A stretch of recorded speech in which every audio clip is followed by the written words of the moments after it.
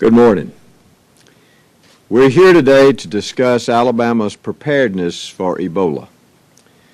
I know the potential for an Ebola outbreak in Alabama is of great concern to many people.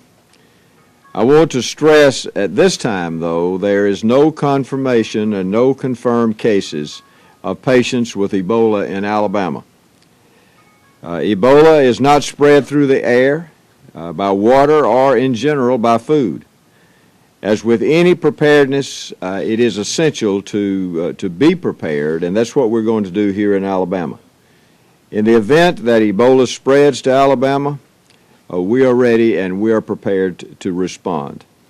The Alabama Department of Public Health is taking several steps to ensure that if Ebola is confirmed in Alabama, we're able to respond quickly and effectively.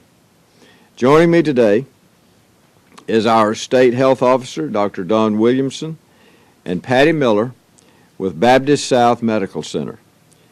The Department of Public Health and the Hospital Association have partnered together to ensure every healthcare worker in Alabama knows the proper steps to identify someone with the potential to have Ebola or those who may have that particular disease.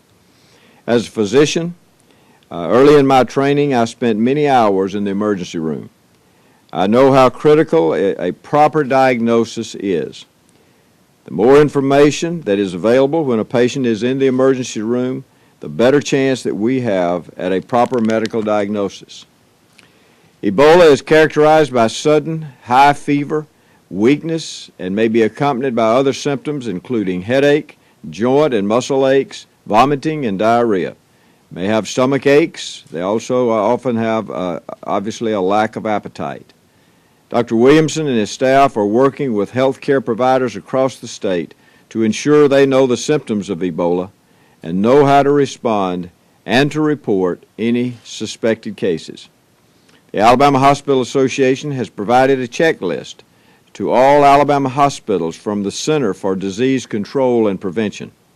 The checklist provides practical and specific suggestions to ensure hospital staffs are able to detect Ebola cases, protect employees, and respond appropriately to patients. I now want to introduce our best state medical officer in the United States, Dr. Don Williamson, and he will provide more specifics. And following Dr. Williamson, you'll hear from Patty Miller with Baptist South Medical Center here in Montgomery. Patty is the Infection Prevention Coordinator, and she can speak firsthand about how Baptist South is preparing for the virus with the assistance of the Alabama Hospital Association. Dr. Williamson. Thank you, Governor. I think that the logical question is, why are we so focused on a disease for which there's only been one case in the United States, and a disease that is transmitted largely thousands of miles away? I think the outbreak or the case in Dallas tells us how we would be most likely to see Ebola in the United States and in Alabama. I think the case in Dallas also identifies for us that a disease thousands of miles away can very quickly strike home in a place like Alabama. The most likely scenario for Alabama to face a case of Ebola is an individual who has been in West Africa, in a country where the virus is transmitted, who then boards a flight feeling well and is afebrile, arrives in this country afebrile and feeling well. But sometime in that period of 21 days after exposure, usually around day 6, 8, 10, they begin to feel ill with fever and flu-like symptoms. They go to their local hospital. There is nothing specific about those symptoms. It's at that point that the preparedness that we have worked on and are working with our partners in hospitals and physicians, it's at that point that the preparedness kicks in. There is nothing we can do about that first case. What we want to try to prevent are the cases that arise from that first case, and certainly prevent any what are called third-generation cases, cases that arise from people exposed to that first case. How do you do that? In the scenario I just presented, the single most important piece of information is that history of travel to West Africa. Now, that certainly doesn't mean that every person who comes in with flu-like illness who's been to West Africa has Ebola.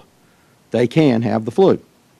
However, for purposes of protecting healthcare workers and protecting other people, it's critical that we not miss that initial exposure, that initial opportunity. That was one of the problems in Dallas.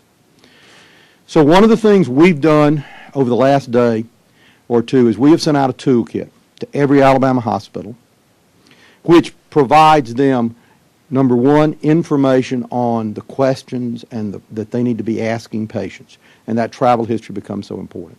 Second, it's the information about how they need to protect their staff. You know, we've all seen the pictures of people coming back from Africa in sealed isolation units, and seeing the hospital suites and sealed in places like Nebraska and in Emory and Atlanta. And while those are nice, they're not absolutely necessary to control Ebola. Ebola can be controlled with basic prevention and infection control procedures. We're talking about gowns, water impermeable gowns. We're talking about gloves. We're talking about masks. We're talking about eye goggles or face shields. The sort of infection control precautions that are in place and available in every hospital in the state. A private room with a private toilet. Those are the sorts of things that at least initially you want to have in place for that patient that I just described coming into Alabama. And then it shifts. The medical community will take over determining if or if not the patient has Ebola. Then it shifts to, if that patient has Ebola, then the public health response starts. Public health response in that case, it's basic epidemiology 101, something that we tend to lose a lot of in high-tech medicine. But it's interviewing the patient, it's interviewing every contact the patient had, it's identifying those contacts, it's ensuring that every one of those contacts is put under close observation with at least twice daily fever watches, maybe hourly fever watches, so that if they become ill, number one, they haven't exposed anybody else, and number two, if they become ill, they can then be moved very quickly to health care without exposing additional individuals. So the control of Ebola in this country is really around basic infection control precautions. It's around very good medical histories and travel histories, and it's going to be around basic epidemiology 101. We'll be glad to answer questions in a minute, but let me stop there and turn it over to Patty. As Dr. Williamson said, we are prepared. I do have my counterparts at Jackson's in the audience with me today, and the Alabama Department of Public Health, as well as the Alabama Hospital Association have been excellent in helping us to prepare and make sure that we would take care of an Ebola patient. We actually had a webinar that the Alabama Department of Public Health put on the day after the case was diagnosed in Texas. So that information was very helpful for us. And as Dr. Williamson said, we do have a checklist. Hospitals around the state are looking at that checklist and making sure we have everything in place. But as he said, the most important thing is for us to catch them at the front door. So that's why we have signs up.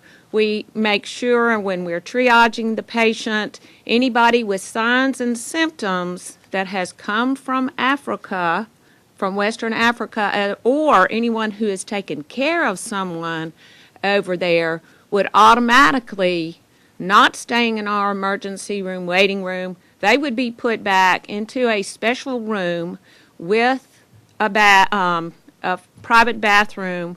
We actually have a cart so that we would make sure that we had all the personal protective equipment available right there. And we are training our people to make sure that they know how to appropriately wear that personal protective equipment. So I feel like we are prepared as the hospitals in the state to take care of this. One other thing is that we are to notify the Alabama Department of Public Health within 4 hours if we have one of those type patients come through our emergency department, and believe me, we would be on the phone.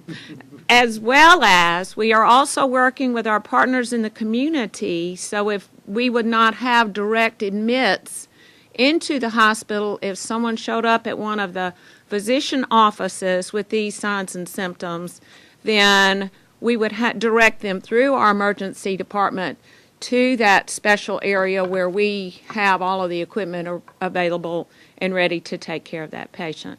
Actually was with the EMS yesterday just to make sure, and they said that they are also being trained as to what to do if a patient should be transported by ambulance, that sort of thing.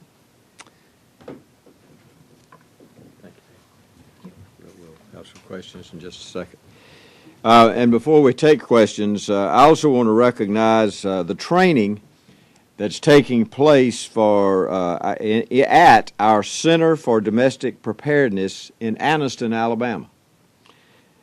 This FEMA training facility is currently being used by the CDC to train healthcare workers going to West Africa to respond to the Ebola outbreak. Now, that's here in Alabama. This 3-day course will instruct practitioners on how to protect themselves while providing basic clinical care to Ebola-infected patients. This CDP has trained people all over our country for this disaster preparedness, and now they're preparing medical workers internationally. Again, let me say, we have no reason to believe that anyone in Alabama is infected at this time or is at risk at this time. But if it does happen, we want everyone to know that Alabama, just like we are with all natural disasters, we will be prepared. Now I'm going to open it up for questions. Is the state doing anything at the Port of Mobile with ships that may have made a stop in West Africa? That actually falls under the federal quarantine statutes. There, in the past, we have had patients who present. I remember several years ago, Phil, we had a patient on a ship present with what sounded like Ebola. They were having an Ebola outbreak at that time in Central Africa. The local health department got with the federal quarantine authorities and actually got that patient evaluated before they got off the ship. It turned out they had malaria. And so we do partner with the federal quarantine authorities. But again, ports are generally controlled by the feds, not the state. One other question.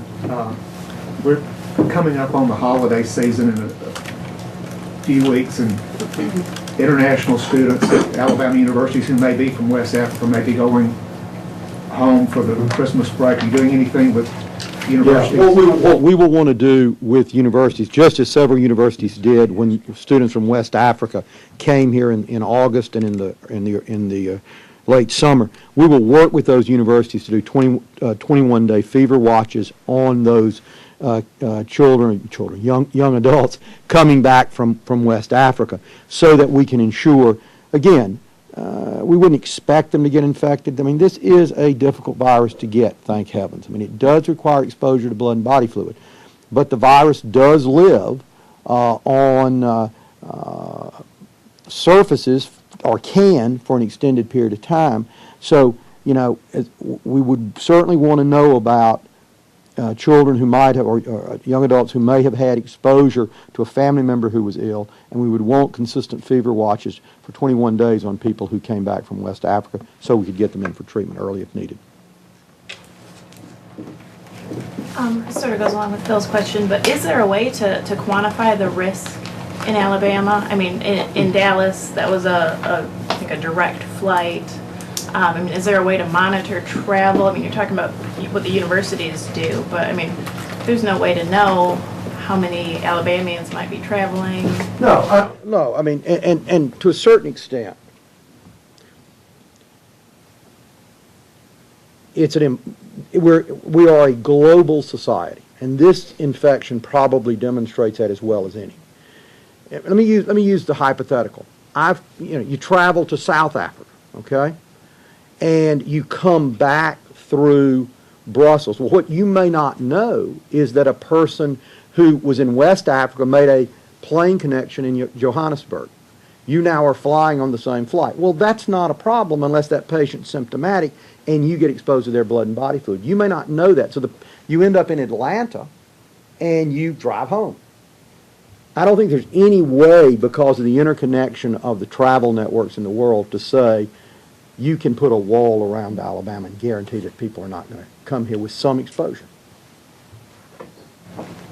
And I think what we have to do is we have to be as prepared as we possibly can. And that's what we're going to do in Alabama. That's what we're trying to do right now. I know in Dallas, the cleanup of the resident of the Ebola patient took a protracted length of time. Does Alabama have something in place that would be a little more expeditious? Yeah, I think that there are some advantages. Number one, under Alabama law, the governor can declare a state of emergency. In the state of emergency, the state can go in and do things we historically would not do. We have medical waste haulers in Alabama. The challenge is you can't treat Ebola medical waste like regular medical waste.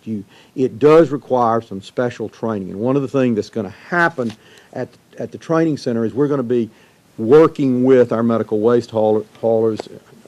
Mr. Faulkner and I were talking just this morning to get them that additional training so they can get this additional certification that until now has never been needed in this country. WHO has a special category of certification required to deal with Ebola. We'll get those folks that training. And I think it's just, I think the Dallas experience has taught us a lot. I mean, I think first, it taught us the importance of the medical history. We all knew that. I mean, Governor Bentley and I were in medical school. They actually told us how to we learned how to take a medical history. But over the years, wonderful computers and diagnostic tools have sort of minimized the importance of the history. Well, in this case, a travel history is the sine qua non to make this diagnosis. The second thing we learned is taking medical history isn't good enough if it doesn't get transmitted to the people who have to act on it. So that's, I think, a second real point. And then the third, though, real point that I think we got out of Dallas is exactly what you pointed out. There are these unusual things that we don't normally have to deal with. Cleaning up the residents. I mean, there's nothing else really where you're going to have public health go in an infectious situation and say we need to clean up the residents. This is going to be sort of like a meth lab, if you will. We're going to have to assume the responsibility, working with our medical waste haulers who've been properly trained, who've gotten this special credential, and go in and clean up that residence. Because while the risk is small, it is not zero from picking it up from environmental surfaces. You mentioned precautions being taken in hospitals and preparations. What about at other doctors' offices, like urgent care centers? Are they being? Yes, I mean the reality is, for any physician's office, not just an ER, but for any physician's office, for any place where patients go to get health care, if a patient comes in with flu-like illness, one of the questions that really has to be asked is, have you traveled recently? And if you've traveled, where did you travel to? Well, it's one thing if you travel to New York. It's probably another thing if you travel to Sierra Leone or to Nigeria. I mean, those are the sorts of questions. And that question, that answer, triggers an entire cascade. I mean, it's not like we haven't already dealt with patients who presented with a travel history and with flu-like symptoms. We've dealt with, I think, 7 or 8 now over the last month or two. But the critical difference was their travel history was not to West Africa. It was to other parts of Africa where Ebola isn't being transmitted. Now, the good news is, and the bad news, many of those patients ended up having malaria. The presentation of malaria, which is also a very common illness in Africa, is very similar to the presentation of Ebola. It's just the where in Africa. So getting that meticulous question becomes extremely important. And like Dr. Williamson said also, where they transfer if they transfer planes, if they go to a different part if they go to Belgium or they go to England or wherever they transfer, you still have to, with that history, still have to suspect Ebola. I mean, if they have been traveling outside the country, I think the risk is less. Is Sure. that right, Dr. Yes, sir. Williamson? But still, we have to suspect anyone who has done worldwide travel. I mean, so that has to be at least in the physician or the healthcare provider's mind when they take that history. I would, let me give you an example. I wouldn't worry if you told me you had been to the UK and you flew back from Heathrow or Gatwick. I wouldn't worry if you presented with flu-like illness. That wouldn't worry me intrinsically. However, that's a fact I want to keep in mind, because what I may find is in the next 3 or 4 days that a patient on your flight had been had come down with Ebola. If that's the case, I now make a diagnosis on you much quicker than I would have otherwise. Okay. Anybody else? Anyone else? Well, may I say again, what we're trying to be in Alabama is proactive. And we have very good teams in this state. As I've already mentioned, at our Center for Domestic Preparedness in Anniston, this is a FEMA facility, but we have it here in Alabama.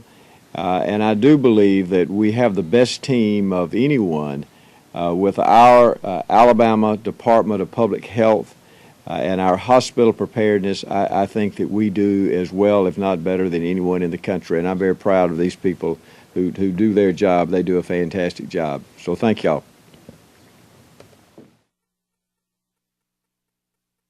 We have one more question. Okay.